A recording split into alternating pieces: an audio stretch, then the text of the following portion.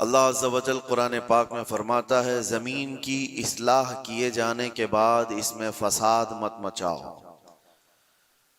فساد کیا ہے؟ انسانوں کا جینا تنگ کر دینا کسی بھی اعتبار سے ہو، حتیٰ کہ راستے میں کچرا ڈالنا یہ بھی ایک فساد ہے۔ لوگوں کے چلنے پھرنے کے لیے تکلیف دہ چیز کوئی رکھ دینا یہ بھی فساد ہے زمین پر، اور اللہ تبارک و تعالی اس کو سختی کے ساتھ منع فرماتا ہے کہ زمین میں فساد مچانے والے اللہ کو پسند نہیں ہیں۔ مجھے یہاں بات یہ عرض کرنی ہے کہ اسلام وہ عظیم دین ہے جو دنیا سے فتنے اور فساد کو ختم کرنے کے لیے آیا ہے۔ کسی کی بالادستی، کسی کی زبردستی اس دین پاک میں نہیں ہے۔ آپ کو اندازہ ہو تو میں بتاؤں، ایران کے ایک بادشاہ کے پاس نبی پاک صلی اللہ تعالی علیہ وسلم کے ایک صحابی گئے، سفیر بن کر کے گئے تھے، تو بادشاہ نے پوچھا کہ کون سا دین تم لوگ لے کر کے آئے؟ تو اس صحابی نے ایک جملے میں یوں کہا تھا، وہ دین ہمارے پاس آیا ہے جو انسان کو انسانوں کی عبادت سے ہٹا کر خالق کی عبادت میں لے کر جاتا ہے۔ انسان کو انسان کی بالادستی یا اس کی تمام تر محکومیت سے ہٹا کر اللہ عز و جل کی بارگاہ میں سرنگوں کرتا ہے۔ اب معاملہ یہ ہے کہ لوگوں نے اپنے اپنے خیالات سے اسلام کی تصویر اپنے دماغ میں بنا لی ہے۔ ہر کوئی یہ سمجھتا ہے کہ اسلام اس طرح سے ہے، اسلام اس طرح سے ہے۔ اسی وجہ سے کچھ ایسے انسیڈنٹ پیش آتے ہیں جو اپنے رائے سے اور اپنے دماغ سے کچھ مسلمان کر جاتے ہیں۔ ایک بات یاد رکھیں، وہ اسلام نہیں ہو سکتا، کسی مسلمان کا کام ہو سکتا ہے۔ اسلام وہی ہے جو رسول اللہ صلی اللہ تعالی علیہ وسلم سے ثابت ہو اور ان کے صحابہ نے کر کے دکھایا ہو، وہی اسلام ہے۔ آج پوری دنیا جس طرح سے ٹارگٹ پر رکھی ہوئی ہے، یہ مسلمانوں کے کاموں کی وجہ سے، اسلام کے تعلیمات کی وجہ سے نہیں۔ کاش اگر وہ اسلام کی سچائیوں کو پڑھے ہوتے تو انہیں اندازہ ہوتا کہ اسلام یہ ہے نہیں، لیکن یہ کام جو ہو رہا ہے یہ کس کے تھرو ہو رہا ہے۔ جو ظلم، جو فساد، جو فتنہ پوری دنیا میں مچایا جا رہا ہے، اگر وہ کسی ویکتی کے ذریعے سے، کسی انسان کے ذریعے سے ہے تو یہ اس کا عمل ہے، اس کے دین کا نہیں، کیونکہ وہ دین کا ٹھیکیدار نہیں ہے۔ اگر کوئی مسلمان شراب پیتا ہے اور اس میں مست ہو کر لوگوں سے لڑتا بھیڑتا ہے تو یہ اس کا عمل ہے، یہ دین کا حصہ نہیں۔ اگر کوئی تاش کے پتوں پر بیٹھا پوری پوری رات گزارتا ہے تو یہ اس کی بد کرداری ہے، اس کے بد اخلاق ہیں، اسلام کا یہ حصہ نہیں، اسلام نے اسے دیا ہی نہیں ہے۔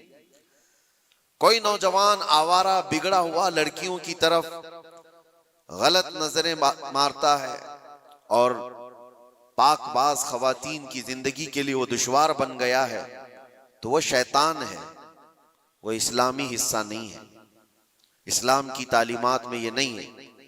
رب تبارک و تعالیٰ نے جو دین ہمیں عطا فرمایا رسول اللہ صلی اللہ علیہ وسلم کے ذریعے سے، وہ اتنا پاک ہے، اتنا پاک ہے کہ اس پوری کائنات میں اسلام آیا ہی ہے فتنہ اور فساد اور ہر برائی کو ختم کرنے کے لیے۔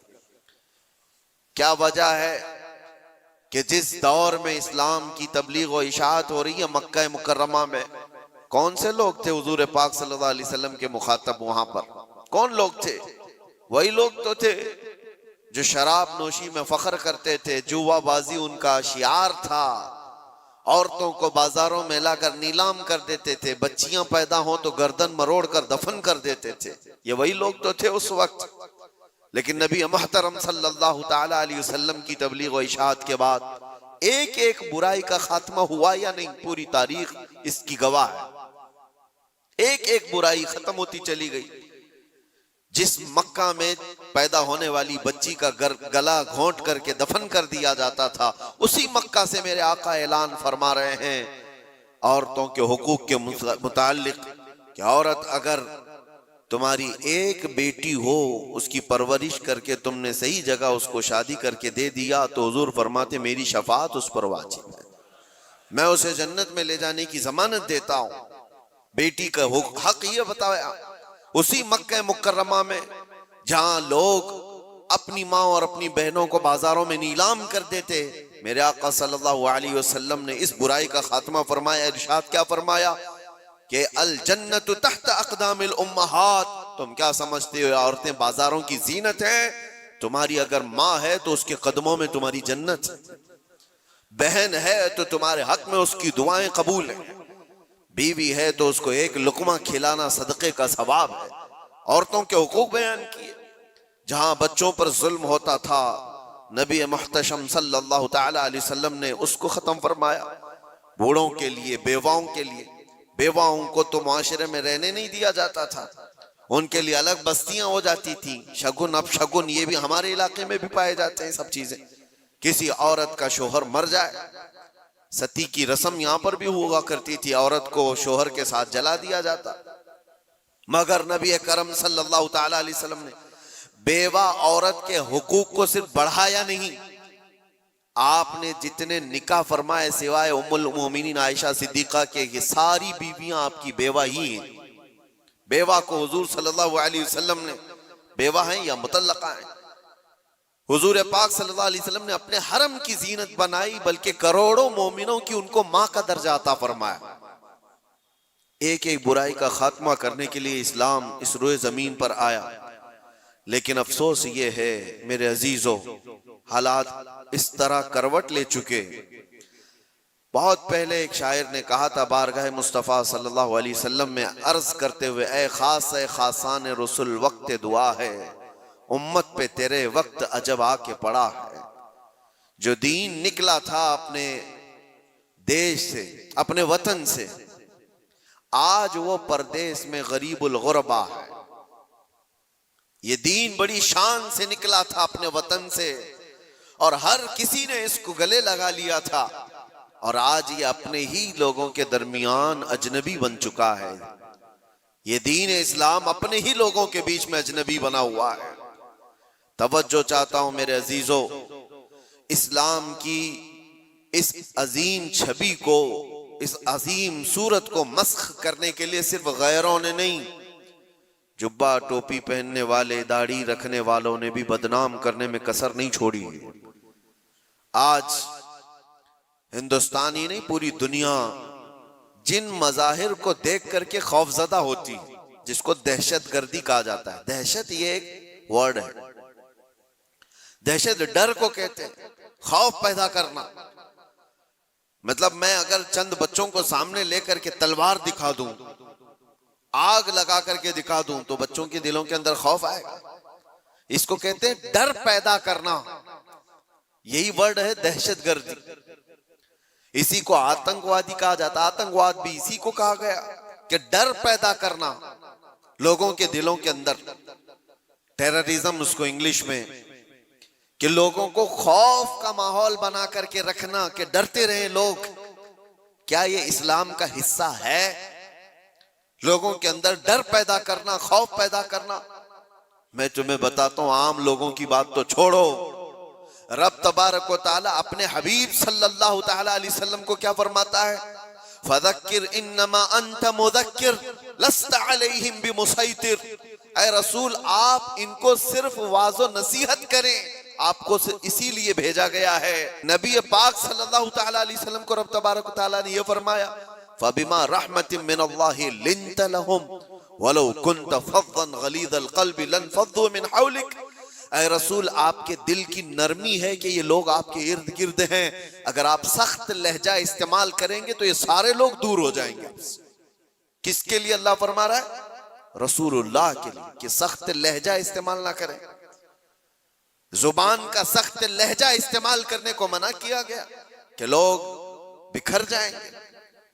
یہاں پر جو دہشت گردی کا لفظ استعمال ہے پوری دنیا کی ڈکشنری میں یہ نیا آیا ہوا، اور لوگوں نے تو اب اسلاموفوبیا نام سے ایک نیا ورڈ ایجاد کیا۔ میرے آقا صلی اللہ علیہ وسلم نے فرمایا لا تتمنوا لقاء عدوکم، تم دشمن سے لڑنے اور بھیڑنے کی تمنا بھی مت کرو۔ جنگ کی تمنا کرنا بھی جائز نہیں. حضور پاک نے فرمایا ہاں ایسی صورت پیدا ہو گئی تمہارے اوپر تب وہ جنگ کے ناگزیر حالات میں کہا گیا. لیکن آج جو حالات پیش آئے ہیں آپ اندازہ کر سکتے ہیں. دہشت کا لفظ ہمارے ساتھ جو جوڑا گیا ہے, آتنک کا لفظ یا ٹیرر کا لفظ جو جوڑا گیا ہے, چند لوگوں کے اعمال ہو سکتے ہیں, یہ اسلام کا حصہ نہیں ہو سکتا. جس طرح سے ابھی ہمارے ملک میں دلی میں جو بلاسٹ ہوا, کن لوگوں نے کیا؟ شروعاتی تحقیقات میں جو نام پیش کیے جا رہے ہیں مسلمانوں کے نام. کون سے مسلمان ہیں یہ لوگ؟ کیا چاہتے تھے اور اس سے حاصل کس کا فائدہ ہوا؟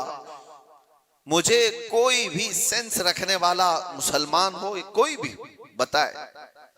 یہ بات اس لیے میں عرض کر رہا ہوں کہ آج بہت سارے نوجوان جذباتی ہو گئے اور کچھ لوگوں کی وجہ سے, یعنی کفار و مشرکین کی تکالیف کی وجہ سے وہ سوچتے ہیں ایسے قدم اٹھا لینا چاہیے. میں ان سے کہتا ہوں ایک بات یاد رکھنا, ایکسٹریمزم شدت پسندی دوسری شدت پسندی کو جنم دیتی ہے. ایسا نہیں کہ تم تشدد کرو گے تو سامنے والا تشدد نہیں کرے گا. تم ایک کرو گے سامنے دو کرنے والے ہوں گے, تم دو کرو گے چار کی شدت اور ہو جائے گی. یہ حل نہیں ہے دنیا میں. جن نوجوانوں نے یہ راستہ اختیار کیا, اگر میری بات وہ سنتے ہیں تو توجہ چاہتا ہوں, کس کا بھلا کیا ہے؟ ان جماعتوں نے اس طرح کے قتل و غارت سے, اس طرح کے بلاسٹ سے کس کا بھلا کیا ہے؟ امت کا, اسلام کا, مسلمانوں کا, ملک کا, کس کا؟ کسی کا نہیں. ناحق راستے میں چلنے والوں کی جانوں کو لینا. قرآن کہتا ہے من قتل نفسا بغیر نفس او فساد فی الارض فکأنما قتل الناس جميعا. جس نے ناحق ایک جان کو قتل کیا ہے اس نے پوری انسانیت کو قتل کیا ہے. چھٹے پارے میں رب تعالیٰ فرماتا ہے اس نے پوری دنیا کا قتل کیا ہے.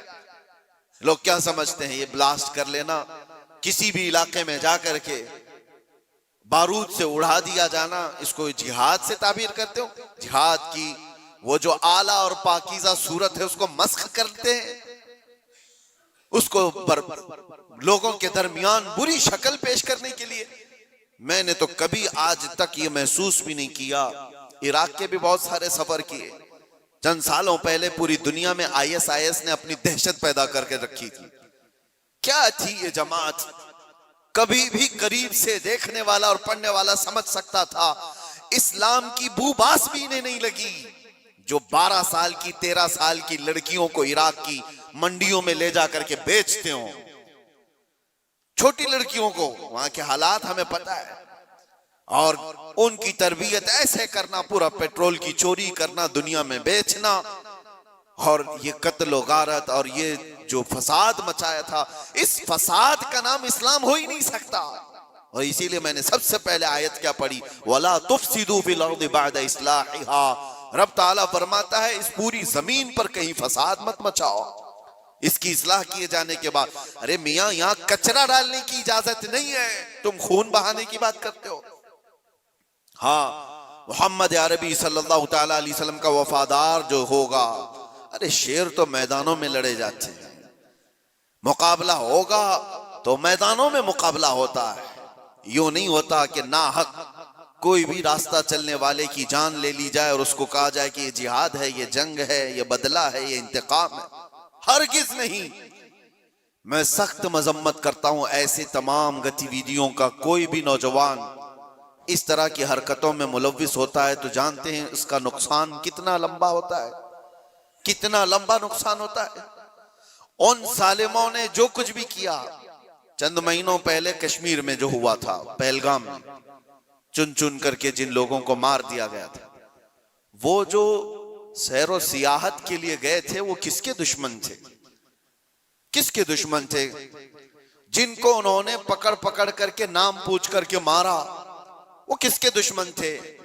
کیا اسلام کے دشمن تھے, مسلمانوں کے دشمن تھے, یا تمہارے قرآن حدیث کسی کی دشمنی کی تھی جن کو پکڑ کے مارا گیا؟ کیا اسلام میں اس بات کی اجازت ہے کہ کہیں پر بھی کوئی گھومنے آئے اور اس کو مار دیا جائے؟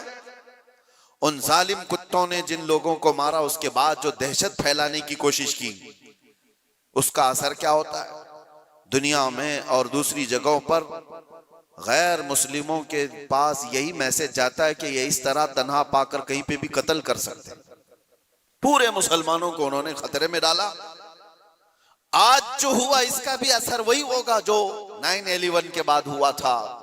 آپ کو پتا ہے 2001 میں امریکہ کے اندر جو بلڈنگیں گرا دی گئی تھی جس میں 3000 لوگ قریب مارے گئے تھے، ورلڈ ٹریڈ سینٹر پر جو حملے ہوئے تھے، اس کی تحقیقات ہوئی۔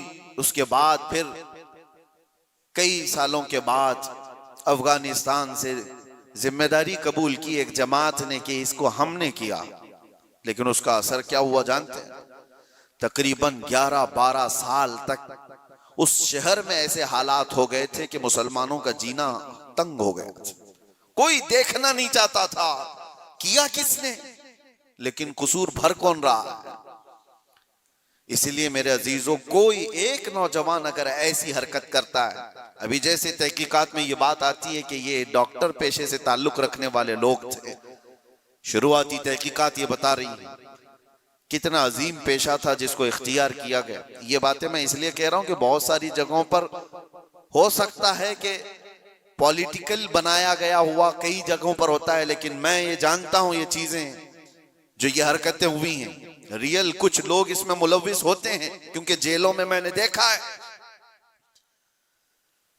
پولیس ATS سب کو یوں ہی اٹھا کر کے نہیں بھر دیتی، ان کے حالات ہوتے ہیں، ہم نے خود دیکھا ہے، ان سے بات بھی کیا ہے۔ ایک بات میں آپ کو بتا دیتا ہوں، پولیس سے تو وہ اپنا جرم چھپا سکتا ہے، قیدیوں میں آپس میں تو اپنا جرم بتاتا ہی ہے کیا کیا کیا تھا۔ ہمیں پتا ہے کیا کیا پلاننگ کیے جاتے تھے۔ پہلے ہم بھی یہی سمجھتے تھے کہ یہ سارا کا سارا فیک ہوتا ہے، مسلمانوں کو پھنسانے کے لیے کیا جاتا ہے۔ نہیں، سب فیک نہیں ہوتا، کچھ ملوث ہوتے ہیں، پلاننگ میں اس طرح کے شریک ہوتے ہیں۔ اب میں نہیں جانتا کہ وہ کس طرح کے مسلمان ہیں جو ان چیزوں میں ملوث ہو جاتے ہیں، ان کو کون ڈائیورٹ کرتا ہے، کون فنڈنگ کرتا ہے۔ یہ سب حکومت کے اور ڈپارٹمنٹ کے کام ہیں کہ ان لوگوں کو امن کو نقصان پہنچانے والی ایسی ہر چیز کو وہ روکیں۔ اس کا اثر اب کیا ہوگا؟ کیا ہمارے بچے جو ڈاکٹر بننا چاہتے ہیں وہ کسی بھی کالج یا یونیورسٹی میں جائیں تو کیا ان کو شک کی نظر سے نہیں دیکھا جائے گا؟ یہ بھی ڈاکٹر بن کر کے کہیں ایسا بلاسٹ تو نہیں کرنا چاہتا ہے؟ ان ظالم کتوں نے اپنی حرکتوں سے کتنے بچوں کی زندگی کو داؤ پہ لگایا ہے، اور فائدہ کس کا کیا ہے؟ کس کا فائدہ کیا؟ میں محسوس کرتا ہوں میرے عزیزوں، یہ اگر اسلام کا نام لے کر کے یا بدلہ لینے کی بات کر کے اس طرح کی حرکت کرتے ہیں تو آپ کو اندازہ ہے کل اگر اس علاقے میں میں ہوتا یا آپ بھی ہوتے تو بھی اڑ گئے ہوتے نا، مر گئے ہوتے ہیں۔ انہوں نے کسی کو نہیں دیکھا ہے کہ چلنے والا کون ہے، کیا ہے۔ کیا یہی اسلامی جنگوں کا نظام ہے؟ کیا یہ رسول اللہ صلی اللہ تعالیٰ علیہ وسلم کی تعلیمات کا کوئی ایک حصہ ہے؟ سنو، میرے آقا صلی اللہ تعالیٰ علیہ وسلم پراپر جنگ میں بھی جب بھیجتے تھے تب بھی صحابہ کو فرماتے تھے راستہ چلتے ہوئے کوئی بیٹھا ہوا آدمی ہو تو اس کی طرف تلوار نہیں اٹھانا۔ میرے آقا صلی اللہ علیہ وسلم، یہ تو جنگ کی حالت بھی نہیں ہے ابھی ہماری، کہیں جنگ کی حالت میں ہیں ہم لوگ؟ جنگ کی حالت میں نہیں، پراپر جنگ جہاں ہو رہی ہوتی وہاں کے لیے بھی میرے آقا فرماتے کہ وہاں کے بوڑھوں کے ساتھ کوئی بدتمیزی نہ ہو، عورتوں کے ساتھ لڑائی نہ ہو، حاملہ عورت ہے تو اس کو چھوا نہ جائے، ان کو قیدی نہیں بنایا جائے۔ اور یہ تو چھوڑیں، نبی پاک صلی اللہ علیہ وسلم اپنے صحابہ کو جب بھیجتے تو یہ بھی تعلیم دیتے کہ جس علاقے میں جا رہے ہو ان کی جو بھی عبادت گاہ ہے، عبادت گاہ کو توڑ پھوڑ نہیں کرو گے، وہاں کے درختوں کے پتے نہیں اکھاڑو گے، جو تم کو مارنے کی کوشش کیا اس کے ساتھ تمہاری لڑائی ہوگی۔ یہ نظام تھا، اور یہاں بیٹھے بیٹھے کسی کو اڑا دینا۔ اسلام سے کوئی، میری ان باتوں کو کچھ لوگوں تک مجھے پتا ہے پہنچتی ہوں گی، اور وہ شدت پسندی میں کہتے ہیں کہ شاید یہ بھی یہاں کی مصلحت پسندی اور حکمت پسندی کے اعتبار سے بات کر رہے ہوں گے۔ ہم کو یہ ساری مصلحت پسندی کی ضرورت بھی نہیں، ہم کسی کی جی حضوری کرنے کے لیے بات نہیں کر رہے ہیں، ہم بات اس لیے کر رہے ہیں کہ میرے دین پر جب کبھی دھبا لگنے کی صورت آئے تو ہم چیخ کر کے بولیں گے، چاہے وہ ہمارے اندر موجود کوئی منافق ہو اس کو بھی پکڑ کر کے ہم بے نقاب کریں گے کہ اس کا تعلق میرے مصطفیٰ کی ذات سے ہو ہی نہیں سکتا۔ اس لیے ہمیں بولنا ضروری ہے، چاہے وہ اسلامی نام سے کوئی ملک بھی ہو، پاکستان، افغانستان، عراق، شام، کہیں پر بھی پنپنے والے، ہم سب سے پہلے ٹٹول کر کے دیکھیں گے۔ تمہارے چہرے کو دیکھ کر، تمہاری داڑھی کو دیکھ کر، تمہارے جبے کبے کو دیکھ کر، تمہارے نظام حکومت کو دیکھ کر ہم یہ نہیں سمجھ لیں گے کہ یہ خلیفہ آ گیا ہے، یہ اسلام کا بول بالا آ گیا ہے۔ سب سے پہلے ہم ٹٹول کر کے دیکھیں گے کہ اس کی سیرت صدیق اکبر سے ملتی ہے یا نہیں، فاروق اعظم سے ملتی ہے یا نہیں، عثمان و علی سے ملتی ہے یا نہیں، اس کی تعلیمات میں میرے مصطفیٰ کا عشق جھلکتا ہے یا نہیں۔ اگر نہیں جھلکتا ہم اپنی ٹھوکر پر اس کو رکھتے ہیں، چاہے وہ کتنی اونچی پگڑی پہنتا ہو۔ ہاں اگر میرے مصطفیٰ کا وفادار ہے تو کسان کا بچہ بھی ہو تو ہمارے سر کا تاج۔ میرے عزیزو، بس میں یہ بات اس لیے عرض کر رہا ہوں کہ لوگوں نے جو شکل بگاڑنے کے لیے کوششیں کی ہیں، آپ سب کی بھی ذمہ داری ہے۔ آپ جانتے ہو میں نے قید کی حالت میں دیکھا تھا کچھ وہ لوگ جو صرف اور صرف سوشل میڈیا پر ایسے ایکٹیو تھے کہ ان کو ساری خبریں معلوم تھیں، کہاں کیا کیا ہو رہا ہے۔ مطلب دوسرے ملکوں میں جو یہ ٹیرر ایکٹیویٹیز ہو رہی ہیں، ساری چیزیں، اور وہ بند بھی ہیں، قید بھی ہیں، بہت سارے ایسی ساری چیزیں میں نے دیکھا۔ تو ان چیزوں میں تمہیں کس نے حکم دیا ہے؟ اللہ نے، رسول اللہ نے، کہ تم یہ ساری چیزیں کرتے رہو؟ نوجوانوں، سوشل میڈیا تمہارے ہاتھ میں ہے تو اس کا استعمال بھی صحیح انداز سے کرو، صحیح طریقوں سے کرو۔ زبردستی ایسے سٹیٹس لگانا جو کسی دوسرے کے اندر دہشت پیدا کرے، ڈر کا ماحول پیدا کرے، حرام ہے۔ آج لوگ تمہیں اپنے محلے میں گھر دینے سے ڈرے نہیں کہ ان کو گھر دیں گے تو پتہ نہیں یہ کیا کر ڈالے گا، گندگی کر ڈالے گا، گھور گھور کر کے لوگوں کو پریشان کر ڈالے گا۔ یہ تو دہشت پیدا کرنے والا ماحول ہے، کیوں نہیں دیا جاتا؟ ڈر کا ماحول پیدا کرنے کی بجائے امن کا ماحول ایسا پیدا کرے، محبت کا ماحول ایسا پیدا کرو کہ لوگ تمہارا استقبال کریں۔ آپ کو پتا ہے 19 سال کے محمد بن قاسم کو ہندوستان میں جب وہ پہلے قدم رکھا تھا، اپنے علاقے کے علاقے دیے تھے اور کہا تھا اے نوجوان تو اپنی حکومت چلا، ہم تیرے پیچھے چلنے کو تیار ہیں۔ اخلاق دیکھا تھا، کردار دیکھا تھا، عورتوں کی حفاظت کرنے والے جوان کو دیکھا تھا تو دنیا قدموں میں تھی۔ اخلاق وہ پیدا کرو، دہشت کا ماحول نہیں، ڈر کا ماحول نہیں۔ میں سخت ترین جملوں سے مذمت کرتا ہوں اس طرح کے حملوں کا، اور ظاہر سی بات ہے ہم جس ملک میں رہ رہے ہیں میرے عزیزو، درد ہمیں اس بات کا بھی ہوتا ہے، ہم اپنے ملک میں کچرا بھی نہیں پھینکنا چاہتے تو ناحق برادران وطن چاہے وہ کوئی بھی ہوں ان کی جان لینے کی اجازت کیسے دی جا سکتی؟ کیا یہ میرے ملک جہاں میں رہ رہا ہوں، آپ رہ رہے ہیں، اس کی عزت پر خطرہ نہیں ہے؟ اس کی حفاظت، اس کی سیکیورٹی پر خطرہ نہیں ہے؟ اور صرف ملک میں رہنے والوں کے اندر دہشت نہیں پیدا ہوئی ہے، پوری دنیا میں جہاں یہ میسج جائے گا لوگ جو آنے والے ہوں گے وہ ڈر جائیں گے، پتہ نہیں ان کے ہاں ایسے حالات۔ تو کیا یہ ملک کی چھبی کو خراب کرنے کی کوشش نہیں؟ کتنی ایک کام سے ان ظالموں نے اپنے خاندان کو جوخم میں ڈالا، اپنے رشتہ داروں کو، اپنے وطن کو، اپنے دین کو، اور جہاں وہ پڑھتے تھے وہ سب جگہ کو، سب کو خطرے میں ڈالا ہے اور برباد کیا ہے ایک عمل نے۔ اسی لیے قرآن نے کیا کہا؟ ناحق کسی ایک کی جان لینے کا مطلب ہے پوری دنیا کی قتل کرنے کے برابر، اور کیا ہونا انسانیت کے قتل کے برابر ہے۔ اللہ تعالیٰ ایسی گتی ویدیوں میں ملوث رہنے والے منافقوں سے ہماری حفاظت فرمائے۔ اللہ کریم ہم سب کو اس ملک کے امن و امان عطا فرمائے، اور برکتوں والا اور خوشحالی والا، امن و امان والا ملک ہمیں عطا فرمائے۔ ظالموں کے ظلم سے اور نظر بد سے اللہ تعالیٰ ہم سب کی حفاظت فرمائے۔